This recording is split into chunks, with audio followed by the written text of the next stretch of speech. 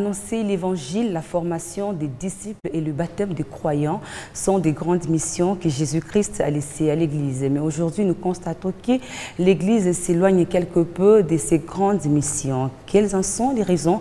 Nous en parlons tout à l'heure avec le pasteur Emmanuel Banza. Pasteur, bienvenue. Merci, merci. Alors avec vous, on va parler de l'éloignement de l'Église face à cette grande mission que Jésus-Christ nous a laissée. Alors pasteur, aujourd'hui, comment d'abord se porte l'Église? Bon, vous savez, nous sommes dans les temps de la fin, comme Jésus avait annoncé ça, que c'est le moment où il y aura un mélange de toutes choses.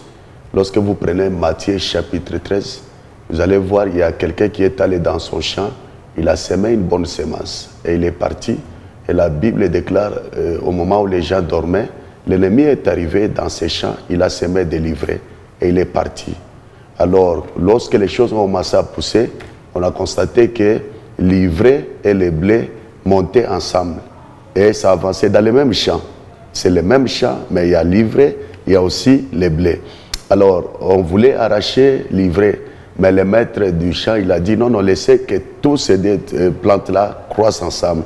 Mais au moment de la moisson, c'est alors que le maître va commencer à séparer, il va mettre l'ivraie de ce côté et le blé de l'autre côté. Et aujourd'hui, on ne sait pas distinguer l'ivraie et les blés. Non, il y a toujours moyen de distinguer. Toujours dans Matthieu chapitre 15, vous allez voir, Jésus il a dit, vous reconnaîtrez l'arbre par ses fruits. Quand vous arrivez même dans les jardins, il y a les papayers, il y a les manguiers, vous allez discerner, vous allez comprendre que ça c'est les manguiers, ça c'est les papayers. C'est-à-dire, c'est quoi aujourd'hui, comme c'est au temps de la fin, moi je devrais demander à tous les hommes de Dieu, bon, les dons de la prophétie, c'est un bon don, les dons de la connaissance, tout ça, mais moi j'aurais préféré que nous puissions beaucoup plus travailler sur les dons de discernement des esprits. Alors pasteur, les chrétiens ont la mission de sauver les âmes. Faut-il ressembler aux païens pour sauver les païens? Bon, c'est difficile. C'est comme qui dirait que je me fais diable pour que je puisse sauver les gens dans les comptes de Dieu. Ça, c'est difficile. Donc, ce qui est important, on doit ressembler à Jésus-Christ. Quand vous prenez 1 Corinthiens chapitre 11, la Bible dit, c'est Paul lui-même qui dit que soyez mes imitateurs comme je le suis de Christ. C'est-à-dire Christ, c'est notre modèle. Et étant donné que c'est notre modèle, par exemple, je vais sauver quelqu'un qui est en train de pratiquer la prostitution. Est-ce que je peux me faire prostituer ou soit adultère pour que je puisse sauver cette personne-là? Non. C'est clair, je dois rester dans la lumière et l'autre côté, c'est les ténèbres. La lumière et les ténèbres ne peuvent jamais marcher ensemble. Oui. Alors, nous pouvons confirmer qu'aujourd'hui, le monde est dans l'église? Oui, le monde est dans l'église. Bon, c'est comme aujourd'hui, vous voyez dans les marchés, dans tous les marchés, à moins que vous puissiez demander les spécialistes financiers, vous allez voir que sur le plan financier, il y a aussi, on a émis des vrais dollars et des faux dollars. Alors il faut être spécialiste pour découvrir et connaître que ça c'est un vrai dollar et un faux dollar.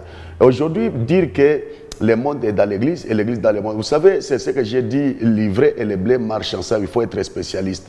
Voyez par exemple dans les domaines de la musique. Si vous faites très attention en suivant certaines musiques, vous allez comprendre que le même son du solo qui a été joué dans une musique païenne se retrouve aussi dans une musique religieuse. Même parmi les danses qui sont exhibées, vous allez comprendre qu'il y a certaines danses, quand vous les regardez très bien, c'est les mêmes danses qui sont dans la musique païenne ou soit mondaine. Alors c'est un problème sérieux et quand vous poserez la question, on va vous dire que même le roi David avait dansé. Alors moi, je pense que ce qui est important, c'est connaître d'abord votre appel, parce qu'il y a l'appel au salut, l'appel au ministère, ce sont là les deux choses différentes. Dès que vous comprenez que je suis sauvé, je dois produire les actes ou soit les œuvres de la foi d'une manière claire et de la sainteté. C'est vrai, on peut dire que l'Église est dans le monde et le monde est dans l'Église par rapport aux choses et aux méfaits que nous sommes en train de voir. En parlant de la musique, pasteur, est-ce qu'un chrétien peut-il écouter de la musique profane? Un chrétien peut-il écouter la musique profane? Vous savez quoi? La musique profane, toute musique profane n'est pas satanique. Ça, c'est la première des choses.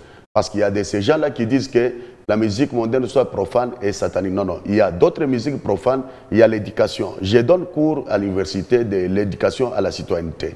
J'ai dit aux étudiants qu'il y a plusieurs moyens d'éduquer une population. On peut éduquer une population au travers de la musique, que ce soit chrétienne ou soit la musique dite mondaine.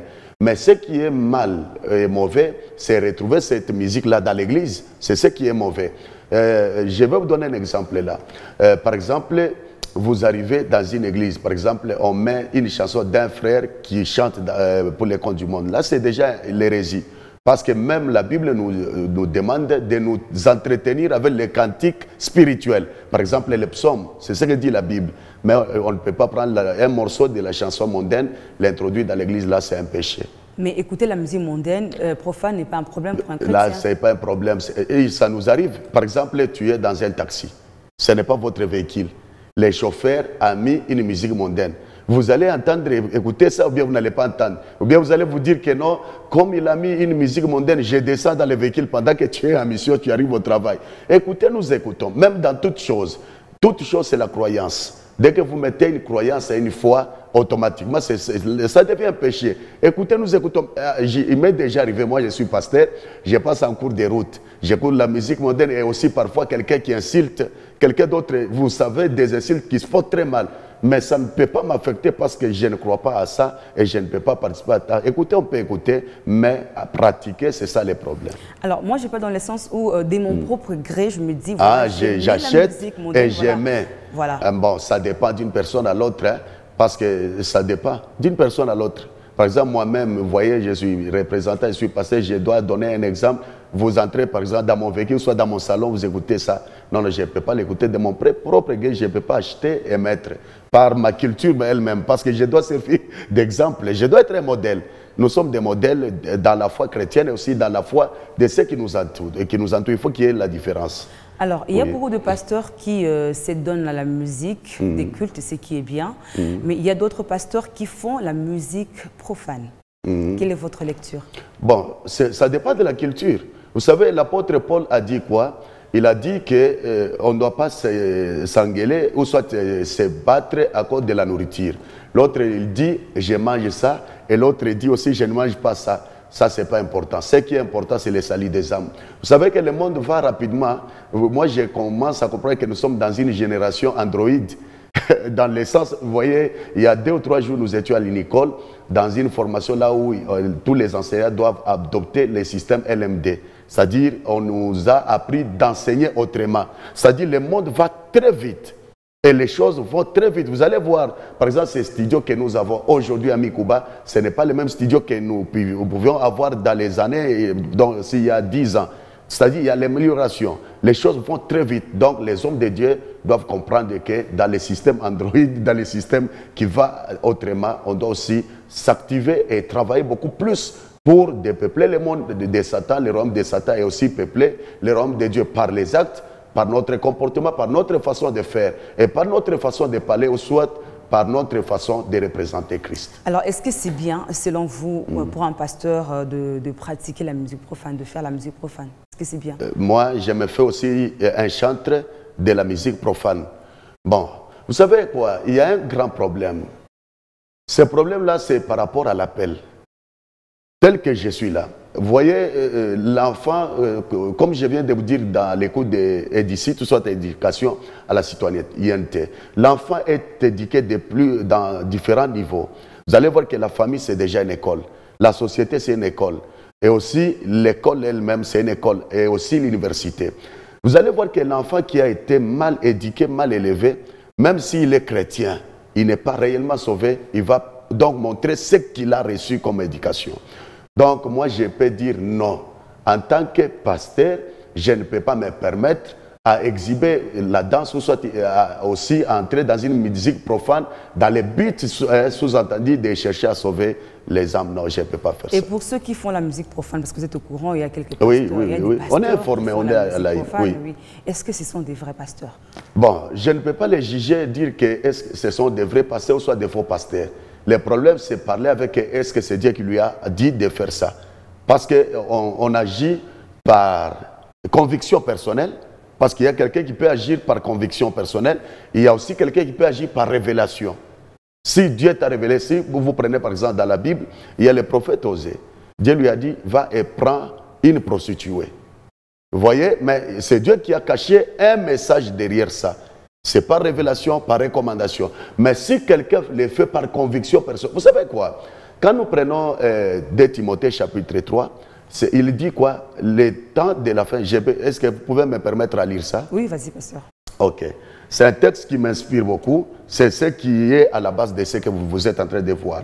Dans 2 Timothée chapitre 3, la Bible dit, sache que dans les derniers jours, il y aura des temps difficiles. Ça, c'est un. Il y aura des temps difficiles. Car les hommes seront égoïstes, ça c'est un, amis de l'argent, fanfarons, hautains, blasphémateurs, rebelles à leurs parents, ingrats, irréligieux. Ça c'est un aspect irréligieux. Donc, insensibles, déloyaux, calomniateurs, intempérants, cruels, ennemis des gens des biens, traîtres, emportés, enflés d'orgueil, aimant les plaisirs plus que Dieu. Maintenant, voyez le verset 5. Ayant l'apparence de la piété, l'apparence d'être chrétien, mais reniant ce qui en fait la force, éloigne-toi de ces hommes-là. C'est-à-dire par l'amour de l'argent. Vous savez quoi? Aujourd'hui, un homme de Dieu peut commencer très bien, mais il ne peut pas accepter de passer les temps de turbulence, ou soit un moment difficile. Il faut qu'il fasse le tout possible pour avoir l'argent, pour avoir la célébrité, pour être entendu, pour être connu. Ça, c'est un péché. Or, c'est Christ qui doit apparaître, ce n'est pas moi qui dois apparaître. Vous voyez, je vais vous donner mon exemple à moi. Nous avons notre église à Kolwezi. À un moment donné, dans cette ville de Kolwezi, j'ai amené des foules, j'ai traîné des foules derrière moi. Mais à un moment donné, quand on a commencé à ériger les temples, j'ai compris que les gens ne venaient plus. Et à un moment donné, je suis un pasteur qui prêchait 1000, 1500 et 500 personnes, mais parfois, les gens se présentaient 2 ou 3 personnes dans l'église. Alors, à un moment donné, ça me faisait mal, voyant les foules, mais maintenant, je vois 2 ou 3 personnes. Mais j'ai compris que ça, c'est le langage de Dieu, je dois accepter. Mais il y a d'autres personnes qui ne peuvent jamais accepter l'échec. Or, tous ceux qui ont accédé au développement, à un moment donné, ils ont échoué. Maintenant, il y a plusieurs pasteurs qui ne peuvent jamais accepter la défaite ou soit de ne plus être célèbre. Alors, ils doivent faire le tout possible pour qu'ils apparaissent, pour qu'ils soient entendus, pour qu'ils soient écoutés par l'amour de l'argent, par l'amour de la chair, alors que la Bible déclare que tous ces gens-là réunis, ce qui fait la force de l'évangile. C'est ça le danger. Vous avez dit tout à l'heure que parfois Dieu peut permettre quelque chose. Oui. Est-ce que pour le cas de ce pasteur qui fait la musique profane, on peut dire que c'est Dieu qui a permis à ce qu'il puisse... C'est pourquoi je vous ai dit qu'il faut parler avec la personne concernée. Parce qu'il y a 2 dimensions. Donc, il y a ceux qui agissent par conviction personnelle. Je me lève moi-même, je me dis, aujourd'hui, ami Kouba, je vais aller en culotte. Et je vais faire beaucoup de choses pour apparaître. Moi-même, il y a des gens, pas parce que Dieu l'a envoyé, mais lui-même, il se taille, il se donne ce luxe-là de faire ça. Conviction personnelle. Deuxième dimension, il y a ceux qui agissent par révélation. Maintenant, s'il est arrivé à une personne, à un homme de Dieu, de faire ça, à moins que vous puissiez lui poser la question, lui-même pourra vous donner des réponses. Mais moi, comme je ne suis pas inspiré de ça, je ne peux pas vous donner une réponse adéquate à cette question. Donc ça peut arriver que Dieu puisse permettre à une personne de pécher. Hein, vous savez, Dieu, il est le Dieu de tous les esprits. Mais il peut aussi, quand vous lisez la Bible, un jour, Dieu a dit, j'aimerais en finir avec Akab. C'est dans la Bible. Maintenant, je ne sais pas comment. Dans cette assemblée, la Bible dit, un esprit de mensonge est venu se présenter. Il a dit, je vais entrer dans la bouche de tous ces prophètes comme un esprit de mensonge pour que je puisse en finir avec Akab. C'est Dieu qui est le maître de tous les esprits. Alors, l'esprit de mensonge est entré dans tous les prophètes. Ils ont prophétisé la même chose. Non, monte à la guerre et tu réussiras. Alors que c'était le moyen pour lesquels Dieu voulait achever les prophètes, donc les rois Akab. Et les rois Akab, en suivant ces prophètes de mensonges, et Michel est arrivé, il a dit, j'ai vu les rois d'Israël morts et les peuples d'Israël. On l'a même giflé, on l'a mis même en prison, un vrai prophète de Dieu. Mais ils ont obéi à la voix de tous ces prophètes de mensonges et comme conséquence, les rois étaient morts. Il y a d'autres personnes, cette folie-là, Dieu peut dire, je vais en finir avec cet homme. Je vais arriver au bout avec cet homme. Alors, tu reçois l'esprit de la folie. Toi, tu penses que ce que je suis en train de faire, c'est normal, alors que c'est une folie. Et vous trouvez la mort. C'est pourquoi moi, j'aimerais demander aux enfants de Dieu de ne pas s'égarer ou soit de suivre ces mauvais penchants-là, mais de marcher selon la parole de Dieu et la sainteté et de ne pas se mêler dans n'importe quel... D'ailleurs, Paul nous dit quoi? Éloigne-toi de ces hommes-là. C'est question de s'éloigner. Alors, toute œuvre musicale a une source d'inspiration et puis il y a toujours un esprit qui accompagne, qui est derrière cette musique. Comment reconnaître que voilà, il y a un esprit de Dieu qui accompagne cette musique? Parce qu'aujourd'hui, on dit toujours que voilà, il y a parmi les vrais musiciens, parmi les pasteurs, il y a les faux. Mais quand nous écoutons ces différentes chansons, on sent vraiment qu'il y a un esprit de Dieu. Alors, c'est pour nous une confusion parce qu'on ne sait pas différencier ou bien reconnaître quel est l'esprit qui est derrière chaque musique. Comment reconnaître, pasteur? Bon, il y a plusieurs dimensions de pouvoir reconnaître ça. C'est pourquoi je vous ai dit que dans ce temps de la fin, au lieu que nous puissions demander toujours les dons des miracles, les dons de la prophétie et les dons des paroles, des connaissances, tout ça, mais il serait mieux de demander aussi les dons de discernement des esprits. Parce que quand on a les dons de discernement, vous voyez dans la Bible, hein, Actes des apôtres, l'apôtre Paul et les autres sont arrivés quelque part. On a trouvé une femme qui est en train de faire la divination. Et il y a des gens qui gagnaient de l'argent au travers de cette femme-là, parce qu'elle travaillait avec l'esprit de Python. Maintenant, tous les jours, cette femme-là suivait Paul. Et les autres disaient que ce sont des vrais serviteurs de Dieu. Quand vous prenez Actes chapitre 16, vous allez voir toute cette histoire. Ce sont les vrais serviteurs de Dieu. Alors Paul a dit, sors, toi esprit impur. C'est un esprit de Python. Et cet esprit est parti. Maintenant, les gens qui recevaient des gains au travers de cette femme-là, on pris Paul, on les a tabassés, on les a mis même en prison. C'est-à-dire quoi? Derrière chaque chanson, derrière chaque ministère, derrière chaque ministre, il y a un esprit qui l'anime.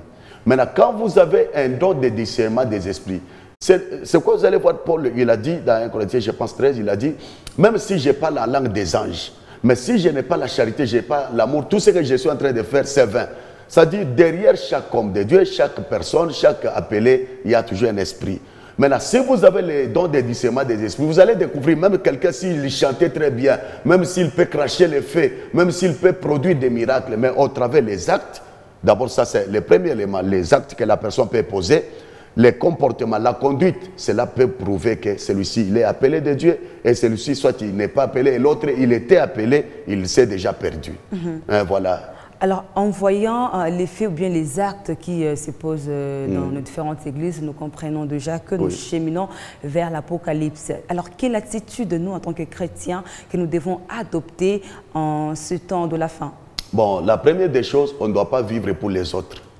Je dois vivre d'abord pour moi-même et je dois vivre pour Dieu. Je vais m'expliquer. Vous savez, aujourd'hui, les gens veulent plaire à tout le monde. Alors qu'on doit d'abord plaire à Dieu qui nous a appelés. Ça, c'est la première des choses. La deuxième des choses, le salut est individuel. C'est quoi j'ai dit, je dois donc voir comment je marche moi-même. Vous savez, aujourd'hui, c'est comme quelqu'un qui est dans la nuit. Maintenant, au lieu de marcher avec la lumière, mais il marche avec la torche. Vous savez que quelqu'un qui marche avec la torche, il est clair devant, mais lui-même, il est dans les noirs. Faites cette expérience-là. Quand vous tenez une torche comme ça, devant, il y a la lumière, mais toi qui as la torche, tu es dans les ténèbres. C'est un danger. Il serait mieux que nous puissions être la lumière, pas une torche. Donc, il est important que moi-même, je puisse avoir les soucis d'être sauvé. Parce que l'apôtre Paul lui-même, il dit, je ne veux pas que moi qui vous prêche, à la fin de ma course ou soit de mon chemin, que je puisse me retrouver dehors. Ça, c'est un danger. Et c'est pourquoi je dis souvent, quand je suis invité dans ce genre d'émission, qu'il n'y a pas le ciel pour les pasteurs et le ciel pour les fidèles. Il n'y a pas le jugement. Donc, dans ce tribunal-là, il n'y aura pas de tribunal seulement pour les pasteurs, là où on va nous garder, et l'autre pour les... Non, non, tout le monde, nous allons passer au même tribunal. Merci beaucoup, pasteur. Je rappelle que vous êtes le visionnaire de l'église Échelle de Bethel, basée ici à Colosie. Merci d'avoir répondu à nos différentes questions. Mesdames et messieurs, c'est donc par là qu'on va mettre un point final à ce numéro. Merci de votre attention. Au revoir.